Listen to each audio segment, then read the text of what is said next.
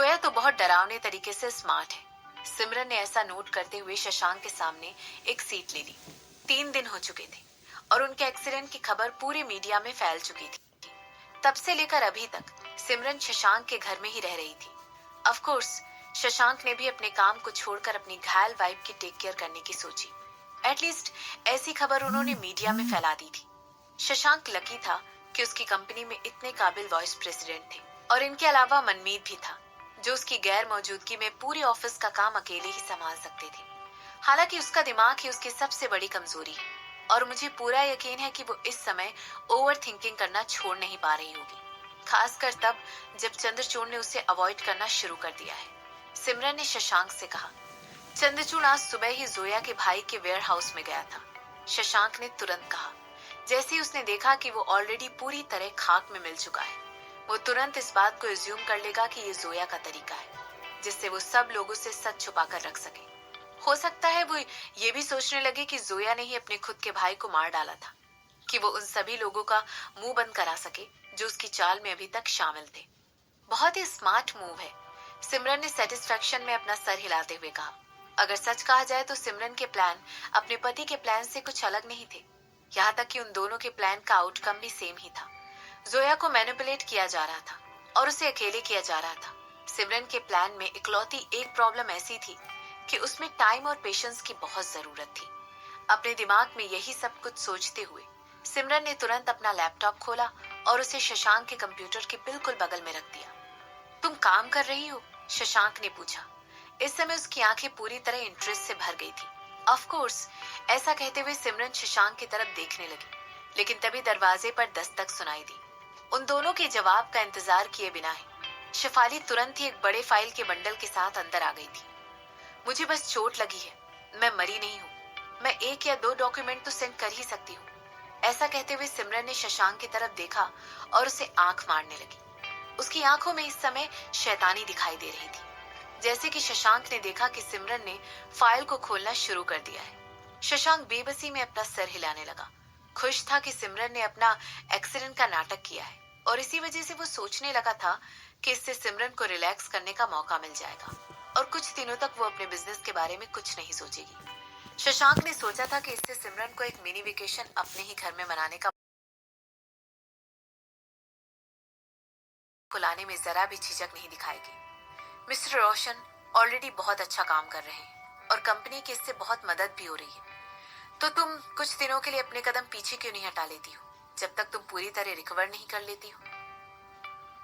जब तक मैं अपनी कंपनी से दूर हूँ, जो कुछ भी कंपनी में हो रहा है उसके बारे में सोचे बगैर मैं सो नहीं सकती हूँ।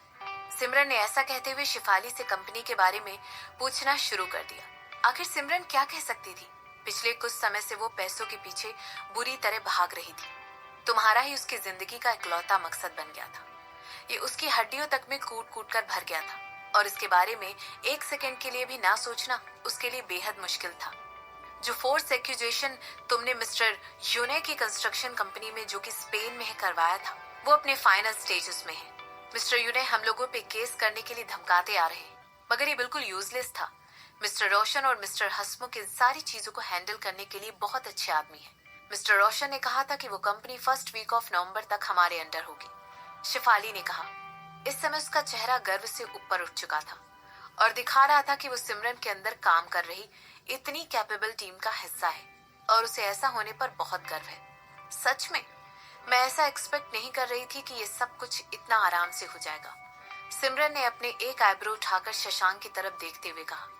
यही वो वजह है कि जिसकी वजह से मैं अपनी कंपनी की कुछ दिनों तक छोड़ नहीं सकती। हम लोग बहुत सारी कंपनियों को एक्वायर करने की राह पर हैं। मैं कुछ भी मिस करना नहीं चाहती हूँ, मगर मुझे पूरा यकीन है तुम मेरी बात समझते हो, है ना? सिमरन ने पूछा। सिमरन ने दरअसल सबके चेहरे पर आया हुआ वो हेल्पलेसनेस का एक्सप्रेशन मिस नहीं किया था। ऑफ कोर्स, शशांक ने अपना सिर हिलाते हुए कहा। ग्रुप ऑफ इंडस्ट्रीज को वेस्ट में इसीलिए जाना जाता था क्योंकि वो लोग कंपनियों को सोच कर देते थे कि वो खुद एक्विजिशन के लिए सामने आ जाए और अपनी मात देने वाली स्ट्रेटेजी की वजह से सब लोगों को सरप्राइज कर देते थे। हर कोई ये कह सकता था कि वो उनके झांसे में नहीं आएगा, लेकिन आज तक जिन लोगों ने भी ऐसा कहा था, गिल ग्रुप ऑफ इंडस्ट्रीज उनके नीचे जाने का कारण जरूर बनी थी। और उन लोगों ने एक बात और भी कही थी सिमरन का लालची नेचर ही उसकी सबसे बड़ी कमजोरी है। हालांकि सिमरन ने उन्हें बार बार इस बात का प्रूफ दे दिया था कि वो कंपनियों के प्रॉफिट हो लिप और बाउस से बढ़ाने की काबिलियत रखती थी, और ऐसा वो सिर्फ एक्विजिशन के 1 साल के अंदर कर लेती थी। इसीलिए जब शशांक को पता लगा कि सिमरन आगे जाकर ईस्ट में और बहुत सारी कंपनियों को एक्वायर करने के लिए काम कर रही है, तो उसे जरा भी सरप्राइज नहीं हुआ। Lion group? सिमरन ने पूछा। सिमरन की आवाज की वजह से शशांक अपने ख्यालों की दुनिया से बाहर आ गया था और उसने अपना सर उठाकर उसकी तरफ घूर कर देखा। वो लोग हमारे साथ कोलैबोरेट करने के लिए क्यों मानेंगे? वो लोग तो मेडिकल फील्ड में हैं। मुझे नहीं लगता है कि हमारे पास ऐसी कोई भी इंडस्ट्री है जो उनके साथ कॉमन है। सिमरन ने पूछा। हो सकता है वो लोग उसे कंस्ट्रक्शन कंपनी की बिडिंग में इनवाइट करने की कोशिश कर रहे थे। उन लोगों ने दरअसल मिस्टर विजय को हमारी आर्मी आई वाले ब्रांच में कुछ प्रपोजल भेजे हैं। मैंने इन सारे प्रपोजल को फोल्डर में रख दिया है। ये चौथा है, शिफाली ने कहा। ओह, मैं इसे बाद में देख लूंगी। और उन शेयर्स का क्या जो मैंने स्पेन वाली कपूर फैमिली से एक्वायर करने के लिए कहा था? सिमरन ने पूछा। ऑफ कोर्स, सिमरन चाहती थी कि कपूर ग्रुप ऑफ इंडस्ट्रीज में कुछ शेयर खरीद ले। आखिरकार उसने गिरीश को अपनी डायमंड ट्रेन में भी फुल ऑपरेशन करने के लिए प्रॉमिस कर दिया था। ये वाकई में बहुत मुश्किल था। करिश्मा को शेयर खरीदने में बहुत मुश्किल हुई। हालांकि बूढ़े मिस्टर कपूर के एक्सीडेंट के बाद बहुत सारे लोगों को ऐसा लगा कि कंपनी उनके बगैर डूब जाएगी। इसीलिए उन लोगों ने अपने शहर को मार्केट में बेचने के लिए निकाल दिया था। इसके अलावा ट्रेन की एक बहुत बड़ी इन्वेस्टमेंट कंपनी ने हमें अच्छे दामों पर अपने शेयर देने के लिए भी हामी भर दी है। करिश्मा ऑलरेडी इन सारी चीजों पर काम कर रही है। मुझे पूरा यकीन है वो इस हफ्ते के अंत तक आपको कभी भी अपडेट देने के लिए कांटेक्ट कर सकती है, शिफाली ने कहा। स्पेन वाली? सिमरन ने ऐसा कहने के बाद वापस अपना पूरा अटेंशन अपने सामने रखी हुई फाइल पर दिया। ठीक है, जैसे ही मैं इन्हें पढ़ लूंगी मैं इन पर साइन करके तुम्हें सारी फाइल फॉरवर्ड कर दूंगी। प्लीज मुझे एक कप कॉफी देना। Thank you. ऐसा कहने के बाद सिमरन की आंखें पूरी तरह अपने सामने रखे हुए पेपर की तरफ हो गई। जैसे ही उसने इस बात की पुष्टि कर दी कि शिफाली वहां से जा चुकी है, उसने तुरंत अपना सर उठाया और शशांक की तरफ देखने लगी। क्या हुआ? तुम मेरी तरफ इस तरह घूर कर क्यों देख रहे हो? सिमरन ने पूछा। मैं बस ये सोच रहा था कि कपूर फैमिली का तब क्या होगा अगर उन्हें पता चल जाएगा कि उनके साथ बस आसानी से डिस्चार्ज कर दिया जाने वाली शतरंज के मोहरों की तरह खेल रहा था। ऐसा कहते हुए शशांक ने अपनी नजरें सिमरन के ऊपर से हटा ली थी। झूठे? सिमरन ने तुरंत नोट करते हुए कहा। तुम क्या सोच रहे थे? सिमरन ने पूछा। इस समय उसकी आंखें पूरी तरह इंटरेस्ट से भर गई थी और वो अपने पति के हैंडसम फेस की तरफ घूर कर देख रही थी।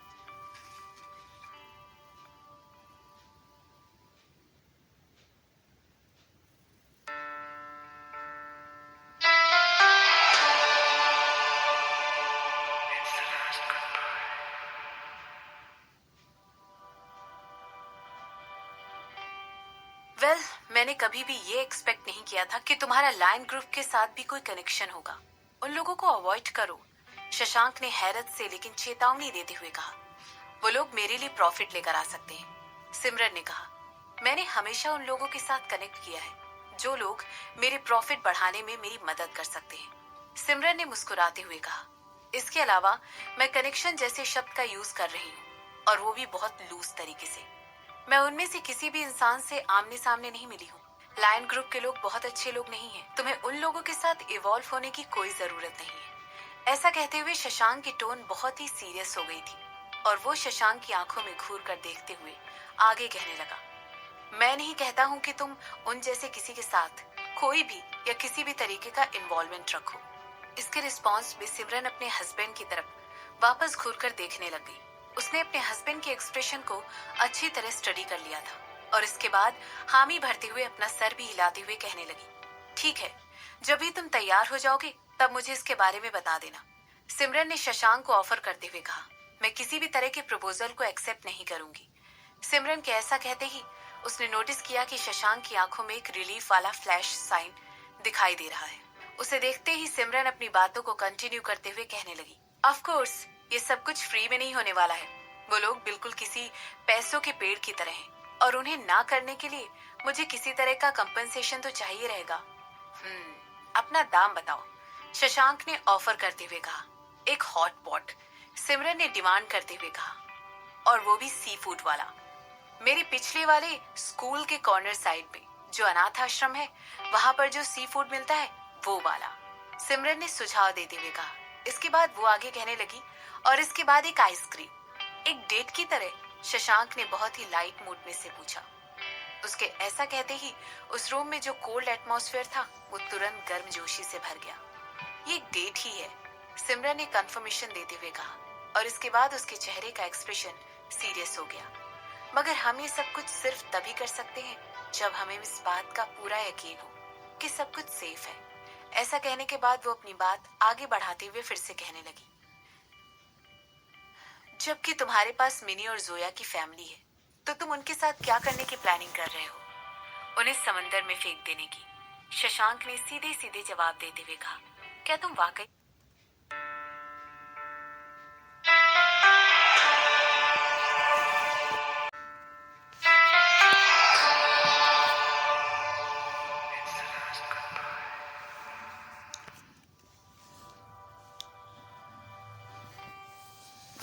मैंने कभी भी ये एक्सपेक्ट नहीं किया था कि तुम्हारा लायन ग्रुप के साथ भी कोई कनेक्शन होगा। उन लोगों को अवॉइड करो, शशांक ने हैरत से लेकिन चेतावनी देते हुए कहा। वो लोग मेरे लिए प्रॉफिट लेकर आ सकते हैं, सिमरन ने कहा। मैंने हमेशा उन लोगों के साथ कनेक्ट किया है जो लोग मेरे प्रॉफिट बढ़ाने में मेरी मदद कर सकते हैं, सिमरन ने मुस्कुराते हुए कहा। इसके अलावा मैं कनेक्शन जैसे शब्द का यूज कर रही हूँ, और वो भी बहुत लूज तरीके से। मैं उनमें से किसी भी इंसान से आमने सामने नहीं मिली हूँ। लायन ग्रुप के लोग बहुत अच्छे लोग नहीं हैं। तुम्हें उन लोगों के साथ इवॉल्व होने की कोई जरूरत नहीं है। ऐसा कहते हुए शशांक की टोन बहुत ही सीरियस हो गई थी, और वो शशांक की आंखों में घूर कर देखते हुए आगे कहने लगा, मैं नहीं कहता हूँ कि तुम उन जैसे किसी के साथ कोई भी या किसी भी तरीके का इन्वॉल्वमेंट रखो। इसके रिस्पॉन्स में सिमरन अपने हस्बैंड की तरफ वापस घूर कर देखने लग गई। उसने अपने हस्बैंड के एक्सप्रेशन को अच्छी तरह स्टडी कर लिया था, और इसके बाद हामी भरते हुए अपना सर भी हिलाते हुए कहने लगी, ठीक है, जब भी तुम तैयार हो जाओगे तब मुझे इसके बारे में बता देना, सिमरन ने शशांक को ऑफर करते हुए कहा। मैं किसी भी तरह के प्रपोजल को एक्सेप्ट नहीं करूंगी, सिमरन के ऐसा कहते ही उसने नोटिस किया कि शशांक की आंखों में एक रिलीफ वाला फ्लैश साइन दिखाई दे रहा है। उसे देखते ही सिमरन अपनी बातों को कंटिन्यू करते हुए कहने लगी, ऑफ कोर्स ये सब कुछ फ्री में नहीं होने वाला है। वो लोग बिल्कुल किसी पैसों के पेड़ की तरह हैं, और उन्हें ना करने के लिए मुझे किसी तरह का कंपनसेशन तो चाहिए रहेगा। अपना दाम बताओ, शशांक ने ऑफर करते हुए कहा। एक हॉट पॉट, सिमरन ने डिमांड करते हुए कहा, और वो भी सी फूड वाला, मेरे पिछले वाले स्कूल के कॉर्नर साइड पे जो अनाथ आश्रम है वहां पर जो सी फूड मिलता है वो वाला, सिमरन ने सुझाव देते हुए कहा। इसके बाद वो आगे कहने लगी, और इसके बाद एक आइसक्रीम, एक डेट की तरह, शशांक ने बहुत ही लाइट मूड में से पूछा। उसके ऐसा कहते ही उस रूम में जो कोल्ड एटमॉस्फेयर था वो तुरंत गर्मजोशी से भर गया। ये एक डेट ही है, सिमरन ने कंफर्मेशन देते हुए कहा, और इसके बाद उसके चेहरे का एक्सप्रेशन सीरियस हो गया। मगर हम ये सब कुछ सिर्फ तभी कर सकते हैं जब हमें इस बात का पूरा यकीन हो कि सब कुछ सेफ है। ऐसा कहने के बाद वो अपनी बात आगे बढ़ाते हुए फिर से कहने लगी, जबकि तुम्हारे पास मिनी और जोया की फैमिली है, तो तुम उनके साथ क्या करने की प्लानिंग कर रहे हो? उन्हें समंदर में फेंक देने की, शशांक ने सीधे सीधे जवाब देते हुए कहा। क्या तुम वाकई में इस बात की बारीकियां जानना चाहती हो? शशांक ने पूछा। नहीं, सिमरन ने जवाब देते हुए कहा। तो फिर इसे ऐसे ही छोड़ देते हैं, शशांक ने मुस्कुराते हुए कहा। उसके बाद तुमने जोया को कब देखा था? मिस्टर चंद्रचूड़ ने नौकरानी से जब पूछते हुए बूढ़े मिस्टर कपूर के रूम की तरफ अपने कदम बढ़ाए।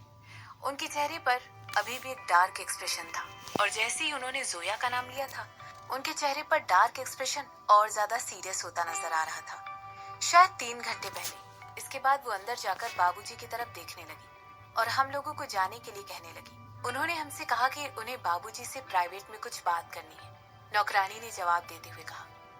और उसके बाद क्या पापा अभी भी ठीक है? चंद्रचूड़ ने अपने दांत पीसते हुए पूछा।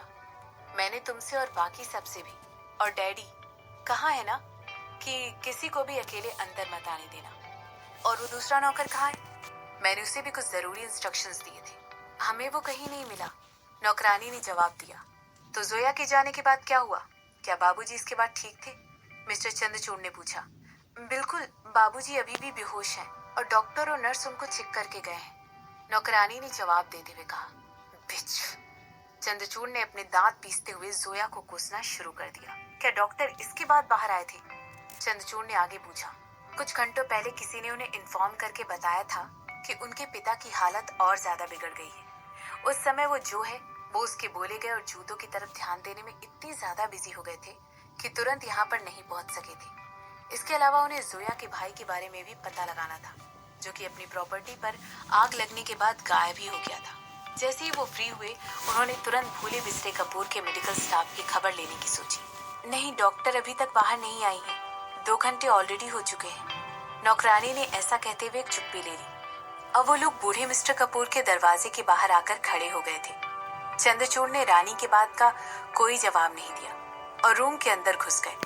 जैसे ही उन्हें पता चला कि जोया एक ऐसी औरत है जो उनकी फैमिली को बर्बाद करना चाहती है, उन्होंने तुरंत इस बात की खबर बटलर को दे दी थी और उससे कहा था कि वो किसी को भी उनके पिता के रूम में अकेले जाने ना दे, खासकर जोया। चंद्रचूड़ ने अपने दांत पीसे और इन सारी चीजों के बारे में सोच सोच कर गुस्सा होने लगा।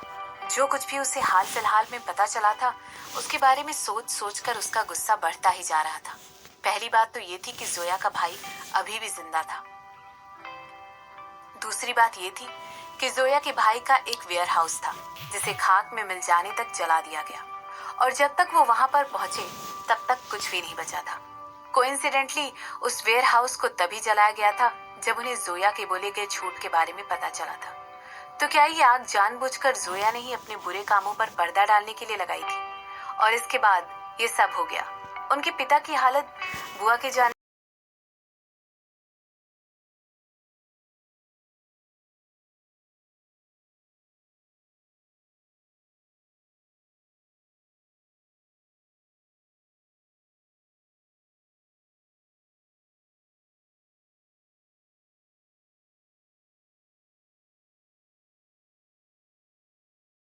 जोया की एक ऐसी साइड भी है जिससे वो अभी तक अनजान है।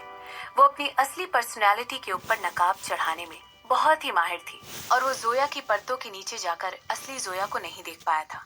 चंद्रचूड़ अभी भी अपने ख्यालों में खोया हुआ था कि तभी उसने नोटिस किया कि उसका फोन वाइब्रेट हो रहा है। उसने तुरंत उसका जवाब दिया। हाँ, क्या कोई प्रॉब्लम है? चंद्रचूड़ ने पूछा। 10%? अभी इस समय उसके पास कितना है? 20? ये तो बहुत ज्यादा है। उसके पास इतनी ज्यादा शेयर कैसे आ गए? अभी कुछ दिनों पहले तो उसके पास बस 5 ही थे। चंद्रचूड़ और वो फोन पर दूसरा आदमी की बात सुनते हुए पूछने लगा, क्या ये सब पॉसिबल कैसे हुआ? पूरी तरह टुकड़े टुकड़े हो गया था और उसके सामने खड़ी हो गई है। उसका क्या करना चाहिए? जोया को कपूर इंडस्ट्रीज में और 10% के शेयर मिल गए थे। इसका मतलब था कि उसके पास भी चंद्रचूड़ जितने ही शेयर हो गए थे। अब ये मिस्टर चंद्रचूड़ के लिए कोई अच्छी बात नहीं थी। आखिर वो ऐसे इंसान को अपनी कंपनी ऐसे ही हासिल कैसे करने देता जिसने उसके परिवार को बर्बाद करने की साजिश रची थी? क्या मैंने तुम्हें ऑलरेडी उस पर नजर रखने के लिए नहीं कहा था? फिर क्या हुआ? हालांकि चंद्रचूड़ को भी अपना पूछा गया ये सवाल बहुत ही बेवकूफी से भरा हुआ लग रहा था। जोया आज काफी सालों से उनके साथ खेल खेलती आ रही थी, तो क्या ये बात पॉसिबल नहीं थी कि कंपनी के अंदर भी उसके आदमी फिट किए गए थे? कुछ सोचने के बाद उनके चेहरे का रंग उड़ गया। अभी भी उनकी बेटी मिनी कहीं दिखाई नहीं दे रही थी। पहले उन्हें लगा कि उनकी बेटी और उसका पिता, उन दोनों की आपस में एक बार और बहस हो गई है और वो किसी बीच पर पार्टी मनाने चली गई है। ये कोई पहली बार नहीं था जब मिस्टर चंद्रचूड़ अपनी बेटी के इस तरह के बर्ताव से इतने ज्यादा चिंतित नहीं थे। यहाँ तक कि जब उनके आदमियों को उनकी बेटी नहीं मिली तो उन्हें इस बात की जरा भी चिंता नहीं हुई। यहाँ तक कि उन्होंने ये भी सोचा कि हो सकता है इस बार वो देश के बाहर ही चली गई हो। इसके अलावा अगर मिनी देश के बाहर चली गई होती तो मीडिया को उसकी कोई भी कंट्रोवर्सी से भरी हुई फोटो लेने में काफी दिक्कत होती। आखिरकार ऐसा नहीं था कि वो कोई सेलिब्रिटी थी या कोई बहुत फेमस बिजनेस वुमन थी। अनफॉर्चुनेटली जो सिचुएशन इस समय मिस्टर कपूर के साथ थी, उस वजह से उन्हें पूरा विश्वास था कि उनकी बेटी को जोया कहीं ना कहीं लेकर गई है। पता नहीं किस वजह से, लेकिन इस समय उनकी बेटी के नाम पर 7% के जो शेयर उसकी कंपनी में थे, वही उनके दिमाग में घूम रहे थे। क्या होता अगर जोया उससे वो शेयर भी ले लेती तो? जोया को बदला चाहिए था और अपने बदले को पूरा करने के लिए वो कुछ भी कर सकती थी। वैसे भी उसे लगता था कि कपूर फैमिली को उसका बदला चुकाना ही है, और इसीलिए वो आज 20 सालों से ज्यादा समय से कपूर फैमिली को मैनिपुलेट करती आ रही थी। उनके घर के सभी सदस्यों को अपनी उंगलियों पर नचाती आ रही थी। उसके लिए ये बात पूरी तरह नॉर्मल होती अगर वो कपूर खानदान की दौलत के लिए ये सब कुछ कर रही होती। चंद्रचूड़ को अचानक याद आया जब सिमरन ने उदयपुर में चल रहे डिनर के दौरान जोया से पूछा था कि क्या ये सब कुछ कपूर फैमिली के पैसों के लिए कर रही है। और अब जब इन सब चीजों के बारे में सोच रहा था तो उसे इस बात का यकीन हो गया था कि वो सब कुछ कितना सही था, मगर वही लोग थे जिन्होंने उसकी बात पर जरा भी विश्वास नहीं किया था। मिस्टर कपूर, डॉक्टर की आवाज सुनकर उनके ख्यालों में खलल पड़ गया और वो तुरंत अपने ख्यालों की दुनिया से बाहर आ गए थे। मिस्टर कपूर इन सब चीजों के बारे में तुरंत सोचना छोड़ा और डॉक्टर की तरफ बढ़ने लगे। कैसे हैं वो? चंद्रचूड़ ने पूछा। हम माफी मांगना चाहते हैं मिस्टर कपूर, मगर हमने अपनी पूरी कोशिश की कि आपके पिता को बचा सके, मगर जहर की वजह से उनके इंटरनल ऑर्गन इतने ज्यादा डैमेज हो चुके थे कि हम उस खामियों की भरपाई करने के लिए कुछ न कर सके। उनकी मौत का ऑफिशियल समय है, डॉक्टर ने कहा। अभी तक डॉक्टर की कही हुई बात से उबर नहीं पाए थे और उनकी बॉडी बुरी तरह कांप रही थी। ऐसा लग रहा था मानो डॉक्टर के शब्द बार बार उनके दिमाग में गूंज रहे थे। उनके चेहरे का रंग उड़ गया था और उसके बाद उनके चेहरे का रंग पूरी तरह सफेद हो चुका था। उसके पिता मिस्टर कपूर मर चुके थे।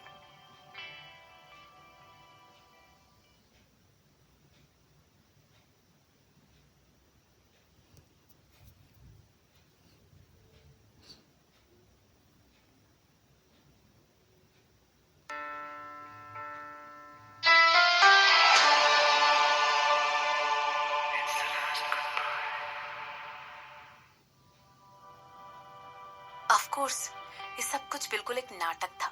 चंद्रचूड़ का झूठा तरीका था अपने पिता की मौत के लिए दुख दिखाने का। असल में वो बिल्कुल भी दुखी नहीं था, बस वहां पर स्माइल करके सबके सामने ये नहीं कह सकता था कि वो अपने पिता की मौत पर बहुत खुश है। वो हवा में सबके सामने छलांग मारकर अपनी खुशी सबको दिखा नहीं सकता था और ऊपर वाले का धन्यवाद नहीं कर सकता था कि उसके पिता सिमरन और चंद्रशेखर की सच्चाई जाने बिना ही ऊपर चले गए थे। मैं चंद्रचूड़ ड्राइव करते हुए अपनी छाती पीटनी शुरू कर दी और कहने लगा, पिताजी, क्या आप ये कहना चाहते हैं कि मेरे पिता मर चुके हैं? ऐसा लग रहा था मानो एक के बाद एक उनके आंसू लाइन लगाकर बाहर आने के लिए खड़े हुए थे और उनके गालों से उतरकर बह रहे थे। मिस्टर कपूर, क्या आप ठीक हैं? डॉक्टर ने पूछा।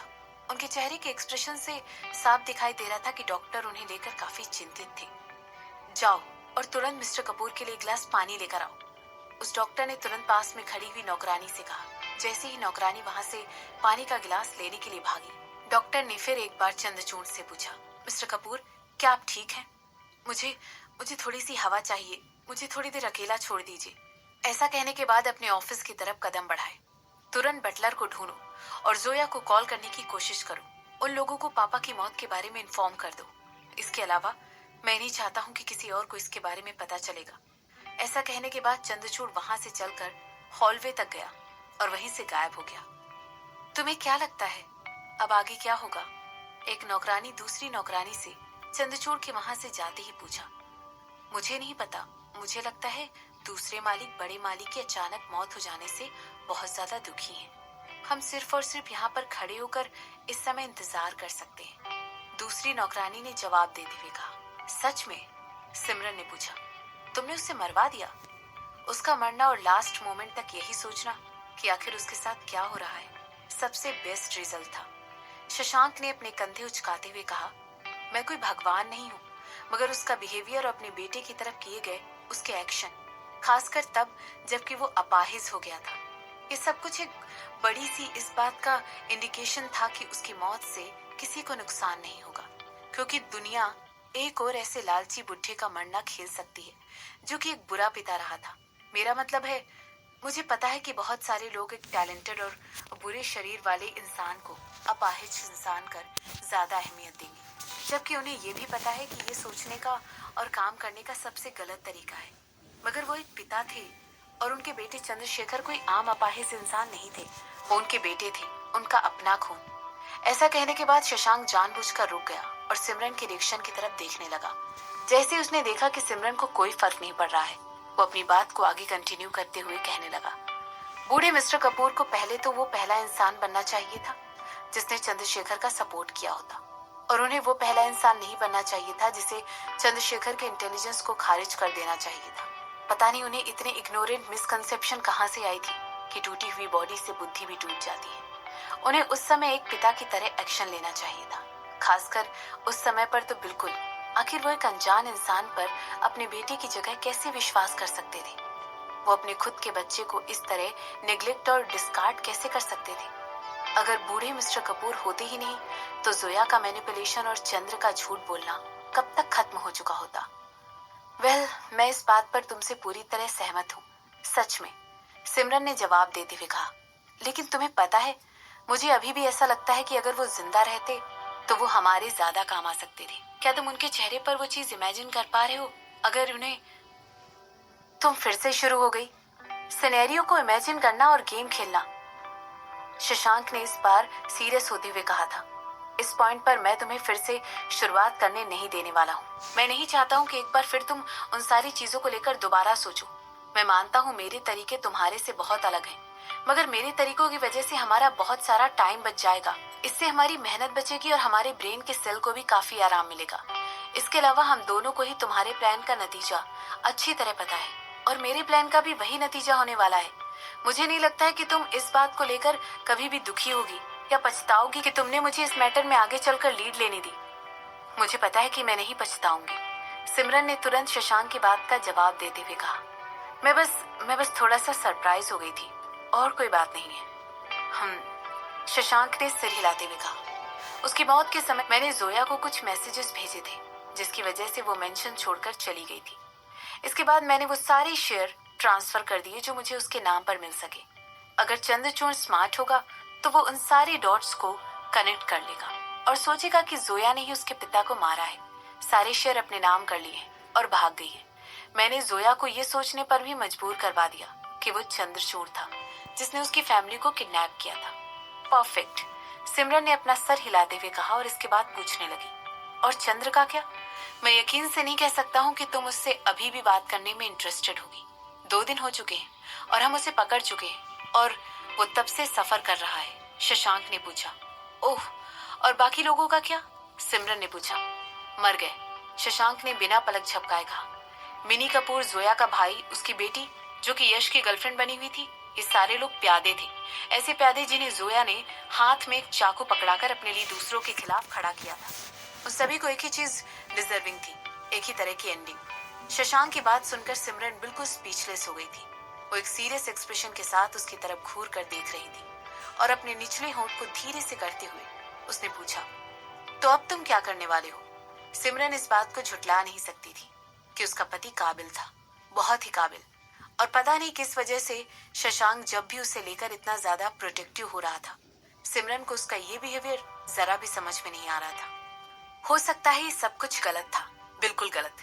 सिमरन को पता था कि ये सब कुछ गलत है। उसे प्रोटेक्ट करने के लिए वो सब लोगों को मार रहा था और ये सब कुछ बिल्कुल गलत था।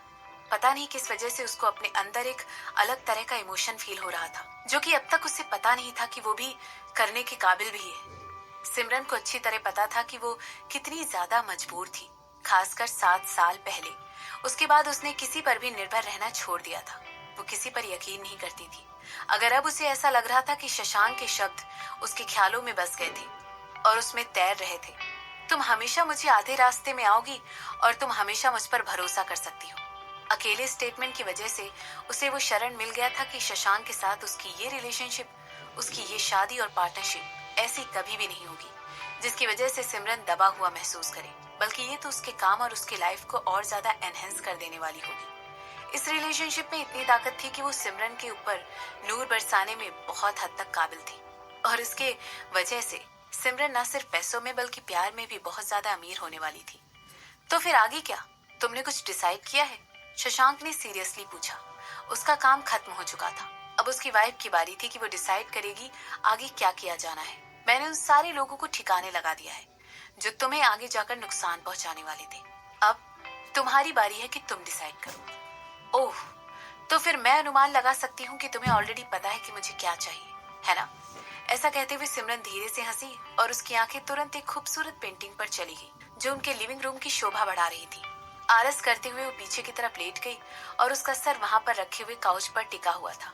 जल्दबाजी ना करते हुए उसने तुरंत अपना ध्यान शशांक की तरफ दिया, जो उसके सामने चाय बना रहा था। तुम्हें कपूर ग्रुप चाहिए? ऐसा कहते हुए शशांक के होंठ ऊपर उठ गए और वो स्माइल करने लगा। तुम इतनी सारी कंपनियों को मैनेज कैसे करोगी? तुम इतने सालों से भागती आ रही हो और तुमने अपना पूरा जी जान लगाकर गिल ऑफ इंडस्ट्रीज को कहां से कहां पहुंचा दिया है। अब तुम एक टेक ओवर करने की कगार पर हो और इसके बाद तुम्हारा निशाना कपूर ग्रुप की तरफ है। ऐसा कहते हुए शशांक धीरे से रुका और सिमरन की तरफ देखने लगा कि वो उसकी तरफ पूरी अटेंशन से देख रही है या नहीं। इस स्केड्यूल के साथ इस रिलेशनशिप को मेंटेन करना बहुत ही मुश्किल होगा। तुम्हें मेरे लिए समय कब मिलेगा? ओह, चुप हो जाओ, सिमरन ने अपनी आंखें घुमाते हुए कहा और जोर से ठहाका मारकर हंसने लगी। तुम बिल्कुल एक सफेद कमल के फूल जैसी वाइफ की तरह बात कर रहे हो। और प्लीज प्लीज इस तरह पाउट करना बंद करो, प्लीज नहीं। ऐसा कहते हुए सिमरन ने अपना हाथ पकड़ा और शशांक का मजाक उड़ाते हुए हंसने लगी। मैं और क्या कर सकता हूँ? एक बार तुमने अपनी कंपनी को छत्रछाया के अंदर ले लिया, तो फिर हमें अपनी शादीशुदा जिंदगी को आगे बढ़ाने का मौका कब मिलेगा? हमें खुद के लिए कुछ वक्त कैसे मिल पाएगा? शशांक ने पूछा। इस समय शशांक के चेहरे पर एक खूबसूरत स्माइल थी, मगर उसका दुख साफ तौर पर उसकी आवाज की टोन में बिल्कुल दिखाई दे रहा था। अभी भी ये शादी तुम पर उधार है और ये बात भूलना मत। एक्सक्यूज मी, सिमरन ने बहुत ही ड्रामेटिक अंदाज से आंखें बड़ी करते हुए पूछा। क्या हम ऑलरेडी शादीशुदा नहीं हैं? आह, तो तुम्हें लगता है कि एक शादी का पेपर पर होना तुम्हारे लिए मुझे दाम चुकाने के लिए काफी है? ऐसा कहते हुए शशांक सिमरन के बगल में आकर बैठ गया और फिर आगे कहने लगा। तुमने मुझसे इस दुनिया के हर कोने में जाकर शादी करने का प्रॉमिस किया था मेरी जान। ऐसा कहते हुए शशांक ने सिमरन को अपनी तरफ खींच लिया और उसके माथे पर किस करते हुए आगे कहने लगा। अगर तुम एक और कंपनी मैनेज करोगी जो कपूर ग्रुप जितनी बड़ी है, तो फिर तुम्हें मेरे साथ इस प्लेनेट के हर कॉन्टिनेंट पर शादी करने का टाइम कहाँ से मिलेगा?